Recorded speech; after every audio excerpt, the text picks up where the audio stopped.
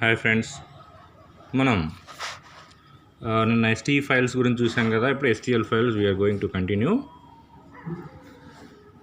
STL manipulation software.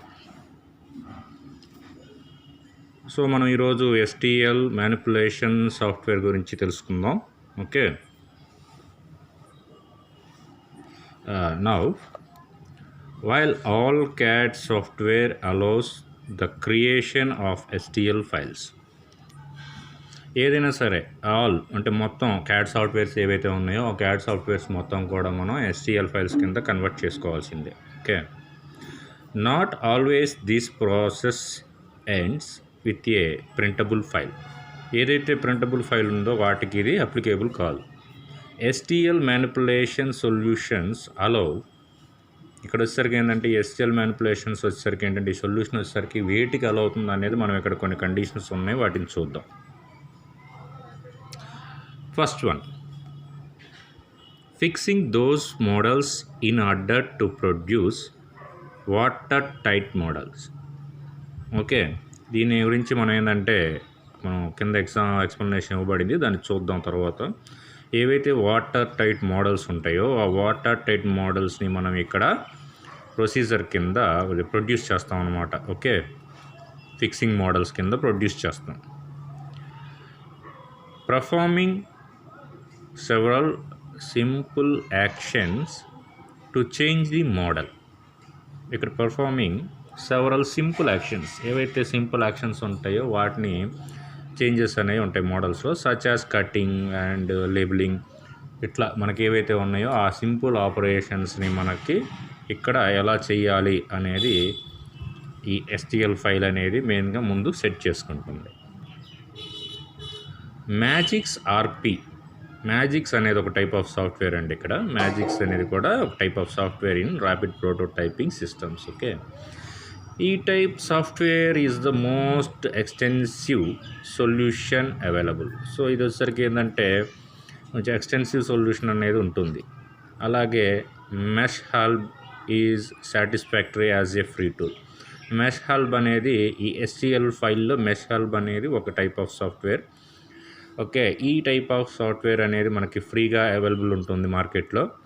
అలాగే although not very easy to use and lacking some functionality. కొన్ని functions వచ్చేసరికి ఏంటంటే ఇది అంత ఈజీగా కాదు మనకి వర్క్ చేయటం అనేది. ఓకే, ఉపయోగించడం కొంచెం డిఫికల్ట్గా ఉంటుందన్నమాట ఈ మెష్ హెల్ప్ అనేది. ఇక అలాగే ఇవి సాఫ్ట్వేర్స్. ఓకే, ఇక ప్రైస్ విషయానికి కనుక మనం చూసుకున్నట్లయితే ప్రైసింగ్ ఈజ్ నాట్ స్పెసిఫైడ్. ఎక్కడ కూడా ఏ సాఫ్ట్వేర్కి కూడా మనం ఈ ప్రైస్ అనేది ఫిక్స్డ్ అనేది మనం చెప్పలేము అనమాట. Okay, as this greatly various from resign to resign. అంటే ఒక రీజైన్కి ఇంకొక రీజైన్కి చాలా ఎక్కువగానే మనకి తేడా అనేది కనిపిస్తూ ఉంటుంది. అంటే మార్కెట్లో మనం కనుక చూసుకున్నట్లయితే ఇప్పుడు ఒక ప్రోడక్ట్ కొనడానికి మనం వెళ్తాం. ఫర్ ఎగ్జాంపుల్ ఇప్పుడు క్యాడ్ ప్రోడక్ట్ ఉంది, అలాగే ఎస్టీఎల్ ప్రోడక్ట్ ఉంది. ఎస్టీఎల్లో మళ్ళీ మనం ఏం చేస్తున్నాం, ఇక్కడ మ్యాజిక్స్ అంటున్నాము, మెష్ హెల్ప్ అంటున్నాము, అలాగే మిమిక్స్ అని ఇంకో సాఫ్ట్వేర్ ఉంది. ఓకే, ఇట్లా డిఫరెంట్ టైప్స్ ఆఫ్ సాఫ్ట్వేర్స్ ఉన్నాయి. ఈ సాఫ్ట్వేర్స్ని ఒక రీజైన్లో ఫర్ ఎగ్జాంపుల్ కనుక మనం చూసినట్లయితే ఇప్పుడు హైదరాబాద్ తీసుకుందాం. హైదరాబాద్లో మనం చూసినట్లయితే ఈ సాఫ్ట్వేర్ ఒక టైప్ ఆఫ్ రేట్ ఉండొచ్చు.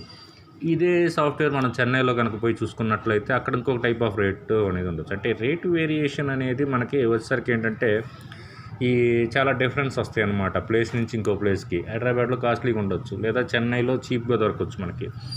సో ఆ విధంగా ఏంటంటే మనకి ఒక రీజన్ నుంచి ఇంకొక రీజన్ పోయేసరికి ఏంటంటే వీటి యొక్క కాస్ట్ అనేది చాలా వేరియబుల్గా ఉంటుందన్నమాట. ఓకే, అలాగే అందుకని దీన్ని వచ్చి మనం నాట్ స్పెసిఫైడ్ అని చెప్పాల్సి వచ్చింది. Additionally most vendors offered several packages.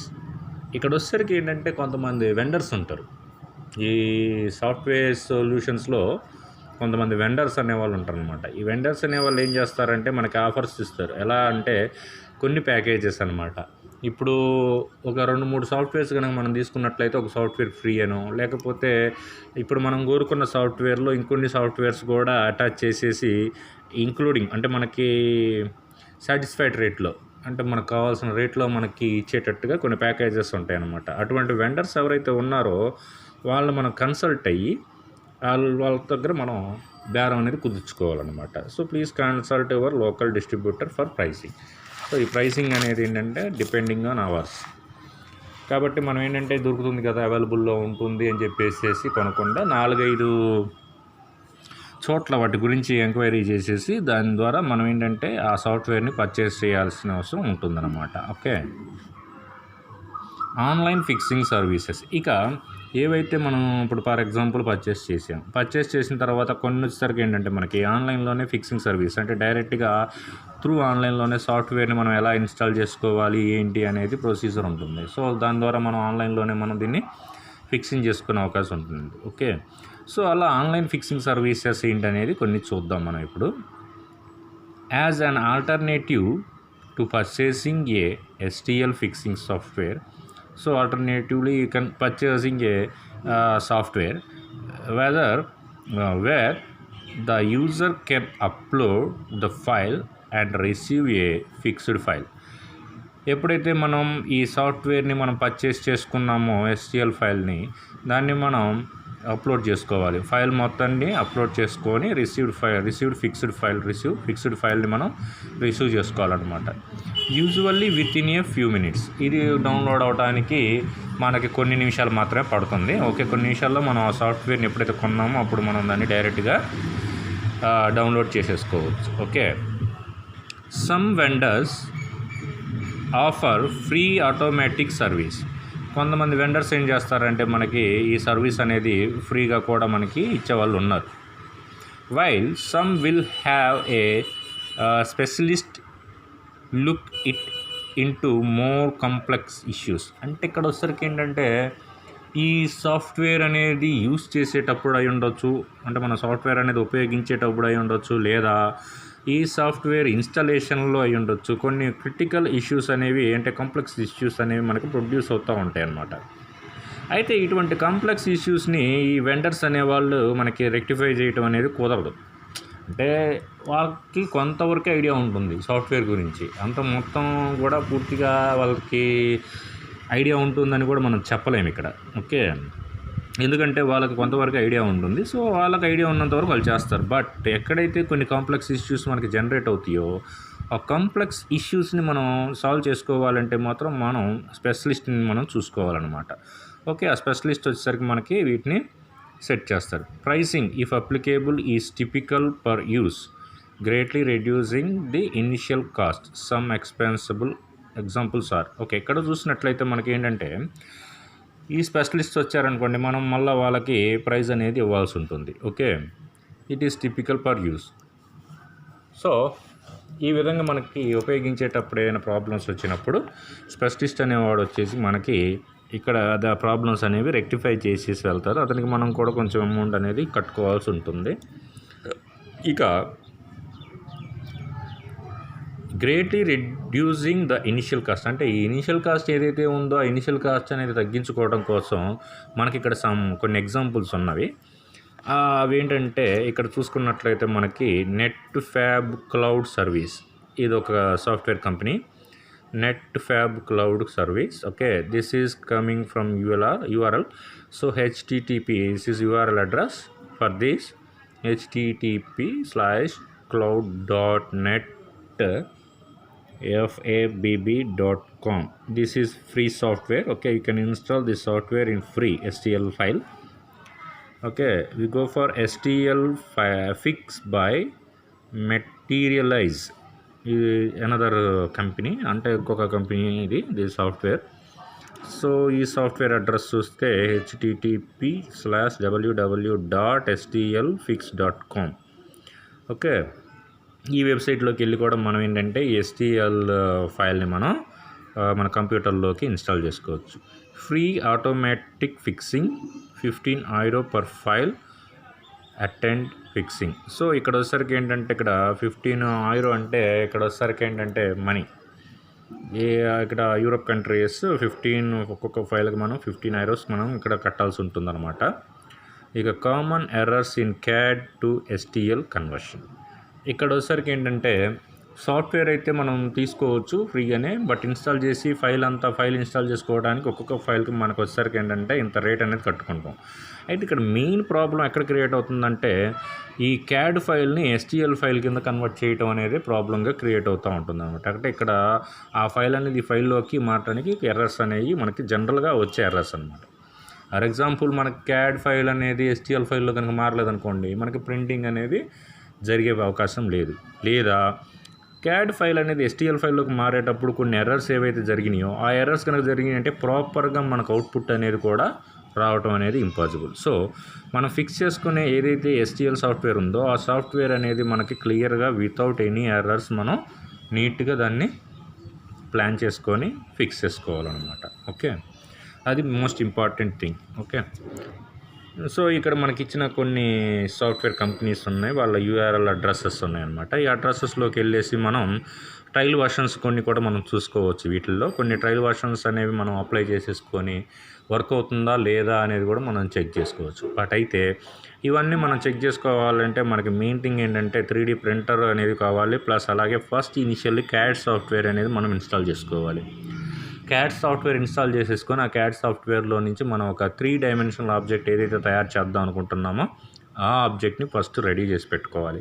Ready చేసి పెట్టుకున్న తర్వాత ఏదైతే మనం ఈ సాఫ్ట్వేర్ ఏదైతే మనం ఇన్స్టాల్ చేసుకున్నామో STL ఫైల్ సాఫ్ట్వేర్, ఆ సాఫ్ట్వేర్ని మనం కన్వర్ట్ చేయడానికి ట్రై చేయాలి. So is there any errors అంటే ఇక్కడ ఏదైతే మనం కన్వర్ట్ చేయడానికి ఎక్కడైతే మనకు ఎర్రర్స్ అనేవి వస్తున్నాయో ఆ ఎర్రర్స్ వచ్చినప్పుడు మనం ఏంటంటే మ్యాక్సిమం మనం ఎవరైతే వెండర్స్ ఉన్నారో వాళ్ళతో కాంటాక్ట్ అయిపోయి షూట్ చేసుకోవడానికి అవకాశం ఉంది. లేదు సమ్టైమ్స్ ఏంటంటే ఆ వెండర్స్ కూడా ప్రాబ్లం సొల్యూషన్ అనేది తెలియలేదు అనుకుంటే మనం ఇంకా ఎక్స్పర్ట్స్ దగ్గరికి వెళ్ళాల్సి ఉంటుందన్నమాట. ఎప్పుడైతే ఎక్స్పర్ట్స్ దగ్గరికి మనం వెళ్తామో ఎక్స్పర్ట్స్ అనేది గెట్ మోర్ ఎక్స్పెన్సివ్.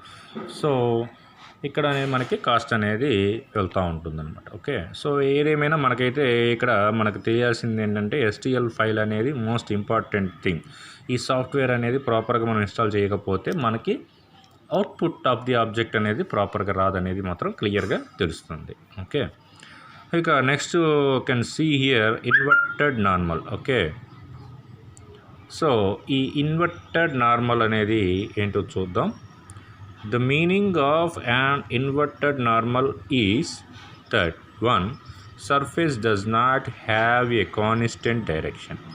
ఇక్కడ ఈ ఇన్వర్టెడ్ నార్మల్ అంటే ఏంటంటే ఇప్పుడు ఒక సర్ఫేస్ కనుక మనం తీసుకున్నాం అనుకోండి, ఫర్ ఎగ్జాంపుల్ ఒక క్యూబ్ కనుక మనం తీసుకున్నట్టయితే క్యూబ్లో మొత్తం మనకి 6 సైడ్స్ వస్తాయి. ఓకే, ఈ 6 సైడ్స్లో మనకేంటంటే ఒక్క సైడ్ అనేది ఏదైతే ఒక సైడ్ అంటే సర్ఫేస్ 6 సర్ఫేసెస్ ఉంటాయి. సో 6 సర్ఫేసెస్లో ఒక్క సర్ఫేస్ అనేది కాన్స్టెంట్ డైరెక్షన్ అనేది ఉండదన్నమాట. So occasionally the interpretation of the surface between CAD and STL. So ఏదైతే మనకి ఈ సర్ఫేస్ ఏదైతే మనకి కాన్స్టెంట్ డైరెక్షన్ ఉండదో ఆ యొక్క సర్ఫేసే మనకేంటంటే CAD నుంచి STL ఫైల్కి తీసుకుంటున్నాము. Results in inverted normal. Let's look at an example. Okay, so ఆ విధంగా మనకేంటంటే STL ఫైల్లోకి తీసుకోవడానికి ఒక CAD నుంచి STL ఫైల్లోకి తీసుకోవడానికి అవకాశం ఉంటుంది. దాని యొక్క మోడల్ ఎలా ఉంటుందనేది ఇప్పుడు చూద్దాం మనం. ఇక్కడ మనం చూసుకున్నట్లయితే 1 cubic section is there. This is cubic section. Okay, in this cube you have 6 parts. 1 2 3 is shown and here is 1.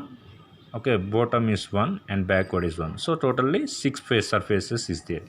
ఇక్కడ ఏదైతే నేను హైలైట్ చేసి ఉన్నానో చూడండి, ఇక్కడ ఏదైతే నేను హైలైట్ చేశానో this is the inverted normal. Okay, inverted surface అని కూడా చెప్పొచ్చు. ఈ సర్ఫేస్ వచ్చేసరికి ఏంటంటే ఇన్వర్టెడ్ సర్ఫేస్. నేను ఏదైతే ఇప్పుడు హైలైట్ చేస్తున్నానో that's is called here inverted surface. Okay, and then here the box above has one face with an inverted normal. This is inverted normal. This means we will need to fix the file in order to print it using an object 3D printer. ఇక్కడ మనం దీన్ని base చేసుకొని మనం వచ్చేసరికి ఏం చేస్తామంటే 3D object ఏదైతే ఉందో ఆ ఆబ్జెక్ట్ని ప్రింటింగ్ చేసుకుంటాం అన్నమాట. In order to this. Okay, we will discuss later on its document on how this can be achieved. Okay, ఇది ఈ విధంగా ఎలా తయారవుతుంది ఏంటి అనేది మనం next we will discuss. Okay, so this is the invert normal. Next we go for zero thickness. In next class we are going to some another process. Okay, thank you.